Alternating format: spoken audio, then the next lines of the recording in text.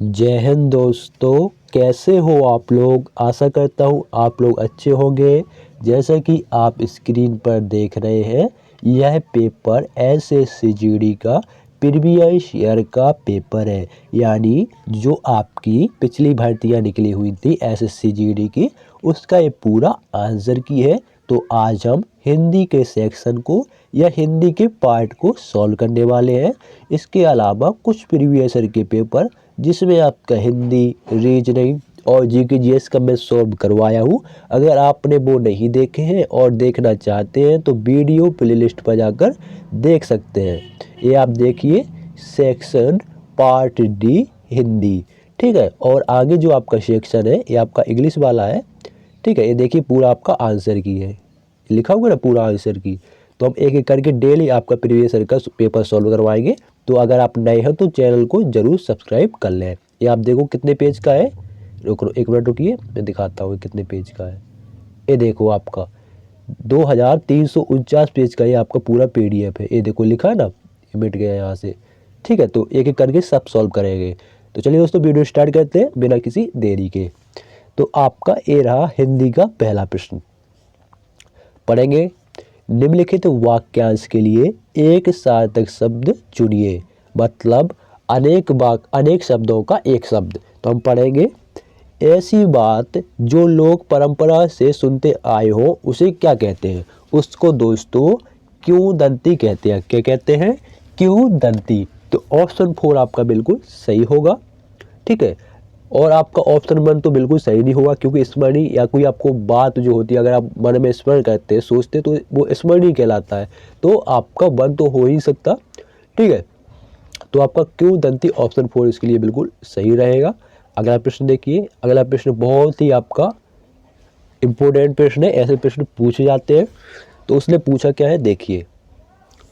पूरब और उत्तर के बीच की दिशा, वाक्यांश के लिए उचित शब्द बताइए। तो दोस्तों ये देखो आपका, ये हो गया आपका पूरब, ठीक है। ये हो गया आपका पश्चिम, पूरब पश्चिम। ये हो गया आपका उत्तर और ये हो गया आपका दक्षिण। समझ में आ गया? ये पूरब, ये आपका पी से पूरब, ये आपका पश्चिम हो गया, ठीक है। ये आपका उत्तर हो गया, ये आपका दक्षिण हो गया। अब देखो वो कह रहा है पूरब और उत्तर के बीच की दिशा। तो भैया ये है आपका पूरब और ये है आपका उत्तर, और इसके जो बीच की दिशा है मतलब ए वाली जो यहाँ पर जो खाली जगह पड़ी है, ये दिशा क्या कहलाती है? ये दिशा आपकी ईशान कहलाती है। क्या कहलाती है? ईशान, ठीक है। तो ऑप्शन 2 आपका बिल्कुल सही होगा। और अदर ऑप्शन पूर्व तो आपका ये हो जाएगा। बीच की दिशा पूछी है तो पश्चिम और पूर्व तो आपका होगा नहीं। बाकी वायव्य, वायव्य जो आपकी दिशा होती है, यह दिशा आपकी उत्तर और पश्चिम की कहलाती है। कौन सी दिशा होती है? जो वायव्य दिशा होती है वो आपका, ये जो आपकी यहाँ खाली पड़ी है, ये आपकी वायव्य कहलाती है। यानी उत्तर और पश्चिम की जो दिशा रहती है, बीच की दिशा रहती है, वो आपकी वायव्य कहलाती है। और पूरब और उत्तर की बीच की दिशा ईशान कहलाती है। ये प्रश्न आपका इंपॉर्टेंट है, इसको नोट कर लो। अगला देखो, अगला प्रश्न है आपका, निम्नलिखित विकल्पों में से कौन सा एक वाक्य संकेतवाचक सर्वनाम का नहीं है। तो कौन सा नहीं है? उसने पूछा है संकेतवाचक सर्वनाम का नहीं है। तो दोस्तों पढ़ो, वह भिखारी हमेशा मंदिर के सामने बैठता है। तो उसने संकेत किया कि वह भिखारी हमेशा मंदिर के सामने बैठता है। दूसरा, वे पुरानी फाइलें हैं। मतलब इतनी सारी फाइलें पड़ी है, लेकिन वे जो पुरानी है, वे जो फाइल है वे आपकी पुरानी है। तो आपका ये भी संकेतवाचक है, संकेत कर रहा है ना। लेकिन अगर आप ऑप्शन 3 देखो, राम का घर कौन सा है, ये कौन सा हो गया?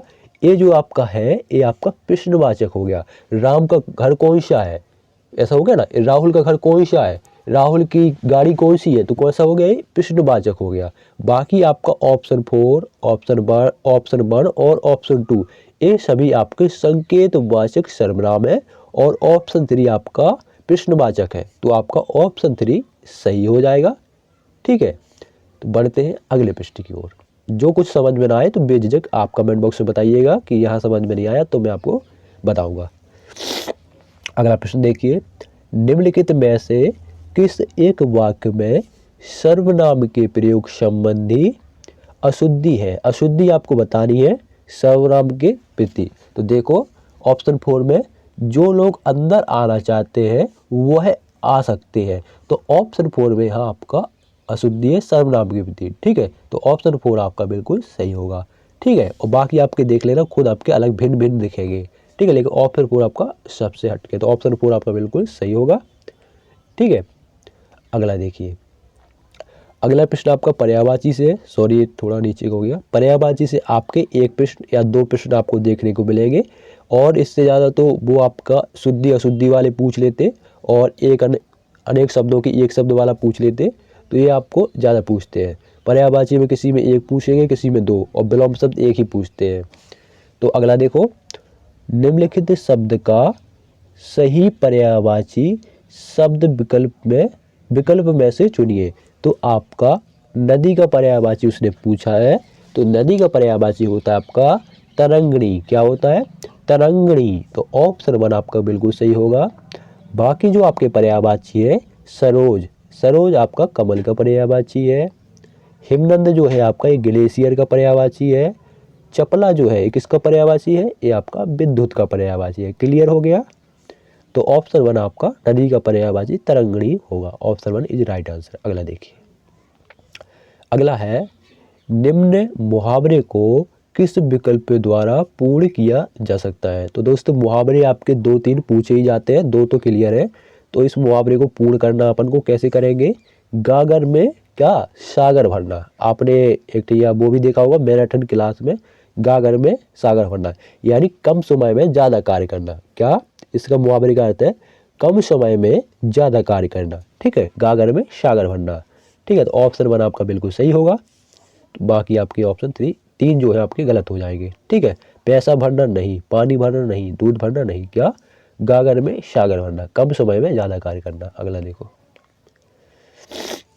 अगला है आपका, नीचे दिए गए वाक्य में रेखांकित अंश के स्थान पर सबसे उपयुक्त विकल्प कौन सा होगा? मतलब आपका ये जो रेखांकित है, वाक्य को पढ़ लेते हैं, वह धीमी स्वर से बोला।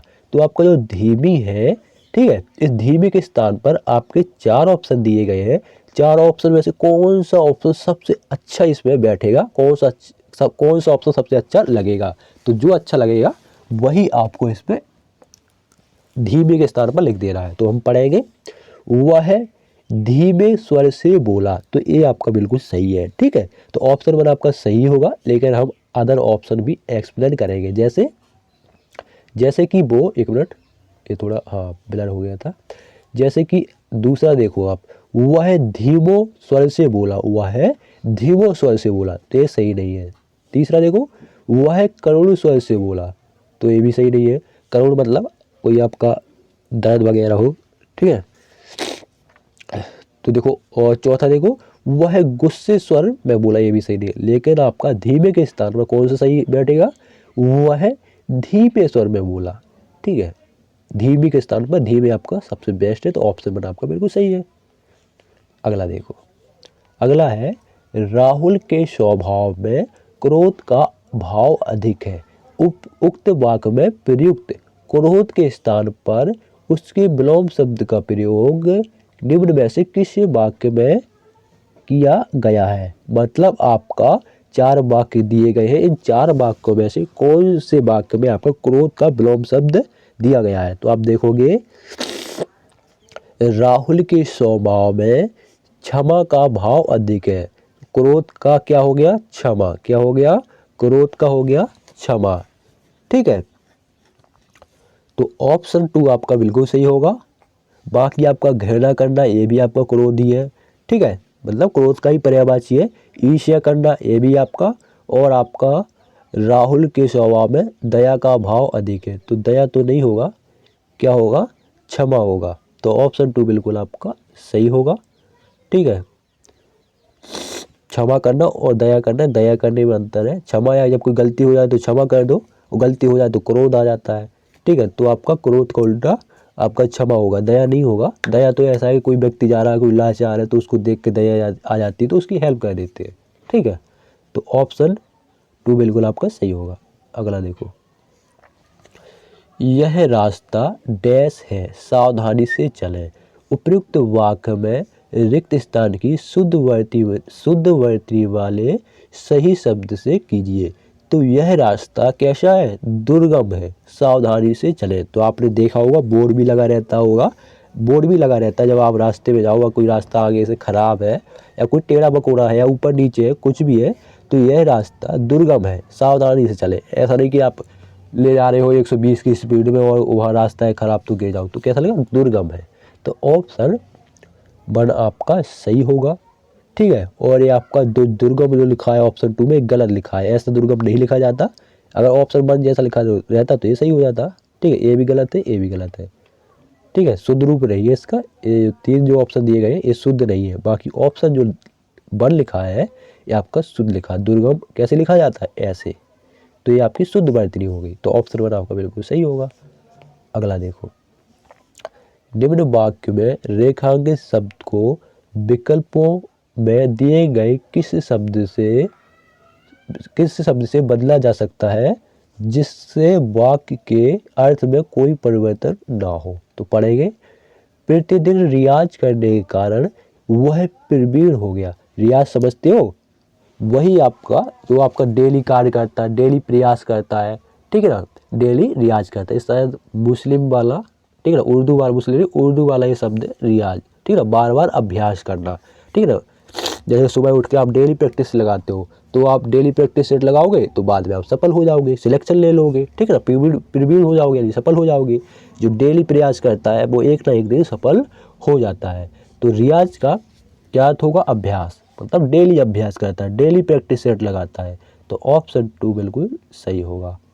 उपासना करना यानी भगवान का क्या करना? भगवान के प्रति आपका पूजा वगैरह करना। ठीक है, यही आपका उपासना कहलाता है। आसन करना, वो आपका आसन सभी लोग जानते हैं, कसरत वगैरह, वही योगा वगैरह जो कहलाते हैं वो आसन कहलाता है। कसरत, वही कसरत सभी लोग जानते हैं, हिंदी शब्द है।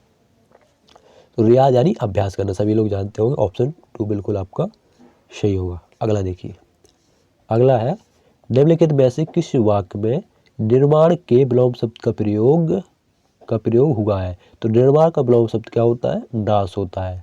क्या होता है? नाश। एक तरफ तो आपका मकान बन रहा है यानी निर्माण हो रहा है, एकदम एक तरफ आपका मकान फूट रहा है यानी नाश हो रहा है। तो प्रकाश हमेशा तिमिर का नाश करता है। तो निर्माण का जो विलोम शब्द है वो होता है नाश। तो ऑप्शन 1 में प्रयोग हुआ है। तो ऑप्शन 1 आपका बिल्कुल सही होगा। अगला देखो, निम्नलिखित वाक्य में से अशुद्धि पहचाने। तो वाक्य देखो, तलवार एक अच्छा अस्त्र है। तो दोस्तों अस्त्र जो लिखा है ये आपका गलत लिखा है। कैसे लिखा जाता है? आपका ऐसे लिखा जाता है। ठीक है, अगर यहाँ पर ऐसे लिखा होता तो ये सही हो जाता। तो ऑप्शन 1 आपका सही होगा, ये आपका मिस्टेक है। अशुद्धि पूछा है तो ऑप्शन 1 में अशुद्धि है। बढ़ते हैं अगले प्रश्न की ओर। अगला देखिए, निम्न में से किस वाक्य में खिन्न के सही पर्यायवाची शब्द का प्रयोग हुआ है? तो खिन्न का जो पर्यायवाची है वो है उदास। क्या है? खिन्न का पर्यायवाची क्या है? उदास है। जया का मन उदास हो गया। ठीक है, बाकी आपका ऑप्शन 3 ऑप्शन 2 गलत है। ऑप्शन 4 आपका बिल्कुल सही होगा। प्रशंसा हो गया, क्या होगा? प्रशंसा हो गया, पर्यायवाची पूछा है उसने। ठीक है, तो खिन्न का क्या होगा? उदास होगा। प्रशंसा तो ये तो भैया उदास का तो ये विलोम शब्द हो गया, प्रशंसा। प्रसन्न भी विलोम शब्द हो गया, लेकिन पर्यायवाची आपका खिन्न का उदास बिल्कुल आपका सही है। अगला देखो, जिसके 2 पद यानी जिसके 2 पैर है वाक्यांश के लिए सार्थक शब्द क्या होगा? तो उसे क्या कहते हैं? जिसके 2 पद होते हैं उसे द्विपद कहते हैं। क्या कहते हैं? द्विपद। ठीक है, तो ऑप्शन 4 बिल्कुल सही होगा। अगला देखिए, अगला प्रश्न आपका मुहावरे से है। नीचे दिए मुहावरे का सही अर्थ दिए गए विकल्पों में से चुनिए। लगोटी में फाग खेलना मतलब दरिद्रता में आनंद लूटना। क्या? दरिद्रता में आनंद लूटना। सभी लोग जानते हैं, एग्जाम्पल भी दे सकता हूँ लेकिन हटाओ खैर। तो ऑप्शन 2 बिल्कुल सही होगा। ठीक है, मुहावरे में ज़्यादा कठिन नहीं होता, मुहावरे तो बन जाते हैं, मुहावरे में कोई दिक्कत नहीं होती। ठीक है, और देखो ऑप्शन भी कैसे दिए। लगोटी में फाग खेलना यानी होली खेलना। फाग शब्द होली में प्रयोग होता है ना, तो होली तो मुहावरे तो ये समझना भी नहीं कि आपको होली खेलना होगा, तो गलत हो जाएगा। लगोट पहनना ये भी गलत हो जाएगा, ये भी गलत। बचपन से होली के गीत गाना तो ये थोड़ी होगा। लगोटी और फाग खेलना ये आपका बिल्कुल सही होगा। ठीक है। मुहावरे आपके ऐसे, और फिर ऑप्शन भी देखो, उसने ऑप्शन कैसे दिए कि आप सोच भी नहीं सकते कि ये ऑप्शन हो भी सकते हैं।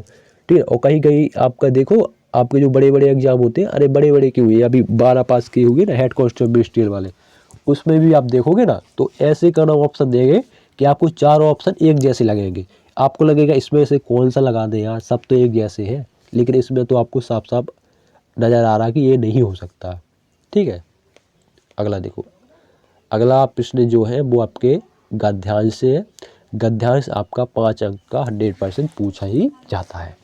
ठीक है। तो पढ़ेंगे इसको कैसे सॉल्व करना। देखो, इसमें आपका लॉजिकल जो आपका है, दिमाग में क्या चल रहा है, ठीक है, आपके समाज में क्या चल रहा है, समाज में क्या दिख रहा हो, ठीक है, उसके हिसाब से आपको इसको आंसर आपको देना पड़ेगा। आपके लॉजिक के हिसाब से आपको इसका आंसर इसमें भी देखने को मिल जाएगा, लेकिन आपको समझना पड़ेगा कि ये किस टॉपिक से है।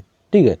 तो आपके 4 ऑप्शन दे देंगे, और इसमें तो आपका ठीक है, इसमें आपके ऐसे ऑप्शन देंगे कि आपको खुद लग जाएगा कि ये नहीं है, ये वाला सही है, लेकिन आपका किसी किसी में ऐसे देते हैं कि आपको समझ में नहीं आएगा कि कौन सा सही है। तो खैर पढ़ते हैं वाक्य को। भारतवर्ष ने कभी भी भौतिक वस्तुओं के डैश को बहुत अधिक महत्व नहीं दिया। किसके? संग्रह को। संग्रह मतलब बहुत सारी वस्तुएं इकट्ठा हो जाती है, संग्रह। ठीक है ना। तो भारतवर्ष ने कभी भी भौतिक वस्तुओं के संग्रह को बहुत अधिक महत्व नहीं दिया है। तो ऑप्शन 1 आपका बिल्कुल सही होगा कि प्रयोग को नहीं, लाभ को नहीं, लाभ ये थोड़ी प्रयोग होगा, विग्रह नहीं संग्रह। Option 1 is right answer. अगला देखो, अगला है आपका, यहाँ से पढ़ो। उसकी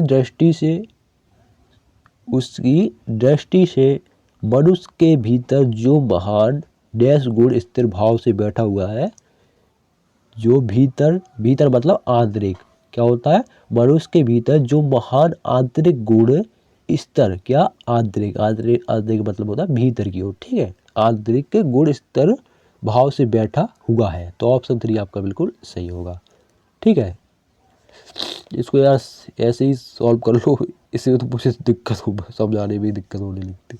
आगे देखो तीसरा वहाँ, यहाँ से देखो, लोभ मोह काम क्रोध आदि विचार मनुष्य में डैश रूप में विद्यमान होते हैं। किसके रूप में? विशेष रूप में। किसके रूप में? विशेष रूप में विद्यमान होते हैं। तो ऑप्शन 4 आपका सही होगा। अनिवार्य, अनिवार्य थोड़ी होगा, अनिवार्य मतलब यह कि हाँ इस व्यक्ति में होंगे ही होंगे, ऐसा थोड़ी, अनिवार्य थोड़ी कुछ होता है। जैसा आदमी कर्म करेगा वैसे उसका रहता है, ना अनिवार्य होगा ना ऐच्छिक होगा। स्वाभाविक, अगर कोई दो ऑप्शन, विशेष या स्वाभाविक, स्वाभाविक वो ही शब्द हो गया, तो विशेष आपका बिल्कुल सही होगा। अगला देखो, कहना आसान है, ठीक है, लेकिन जब वहाँ करते हैं ना तो ऐसी तैसी हो जाती है समझ में नहीं आता कौन सा सही, कौन सा ऑप्शन लगा दें। हाँ मतलब पता होगा शब्द का तो लगा सकते हो। अगला देखो, और कहीं कहीं ऐसे पैराग्राफ दे देते गद्यांश के, बिल्कुल आपका सरल आसानी से लगा दोगे। अगला देखो, पढ़ो यहाँ से, पर उन्हें प्रधान शक्ति मान लेना और अपने मन तथा बुद्धि को उन्हीं के इशारे पर छोड़ देना बहुत बुरा डैश है। क्या है? बहुत बुरा आचरण है। क्या है? बहुत बड़ा बुरा आचरण है। तो ऑप्शन 4 आपका बिल्कुल सही होगा। ठीक है। अगला देखिए, अगला है आपका, भारतवर्ष ने कभी भी उन्हें उचित नहीं माना, उन्हें सदा डैश के बंधन से बांध कर रखने का प्रयत्न किया। किसके? संयम के बंधन। किसके? संयम के बंधन से। तो ऑप्शन 1 बिल्कुल सही होगा। बेड़ियों के नहीं होगा, रिश्तों के नहीं होगा, मोह के नहीं होगा। ठीक है। मोह है और बेड़ियों, ये दो तो होगा नहीं। ठीक है। संयम और रिश्तों में से अगर आप चूज सकते हो तो कोई अगर दिमाग लगाए तो रिश्तों कर भी सकता है कोई, लेकिन रिश्तों नहीं होगा। ठीक है, पैराग्राफ के हिसाब से। तो ऑप्शन 1 बिल्कुल सही होगा। तो दोस्तों ये थे आपका एसएससी जीडी में पूछे गए हिंदी के प्रश्न। वीडियो कैसे लगा कमेंट बॉक्स में जरूर बताएं। कुछ मिस्टेक नज़र आई हो तो भी बताएं, और कुछ डाउट हो तो भी पूछ लीजिएगा। तो मिलते हैं किसी नेक्स्ट वीडियो में, तब तक के लिए जय हिंद जय भारत।